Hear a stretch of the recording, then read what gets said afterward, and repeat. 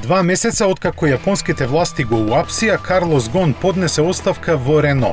Неговите функции сега ќе ги извршуваат Жан-Доминик Сенар како председател и Тиери Болоре како генерален директор. Со новата управувачка структура е предвиден и активен надзор над работата на Алијансата, на чие чело се уште се наоѓа Карлос Гон. Најмоќниот човек во автоиндустријата беше обвинет во Јапонија за лажно прикажување на своите примања и проневера на милионски суми пари. Тој веднаш по апсењето доби отказ од Нисан и Мицубиши, но не и од Рено. Човекот чудо, како што го нарекуваа, имаше мешано француско-ливанско потекло, а е роден во Бразил. Кариерата ја започна во Мишелин, каде помина 18 години. Се приклучи на Рено во 1996 како подпредседател за набавки, напредни истражувања и инженеринг.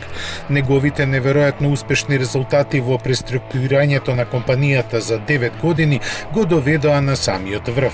Активно работеше и во формирањето на Алијансата со Нисан, на која подоцна како еднаков партнер се придружи и Мицубиши.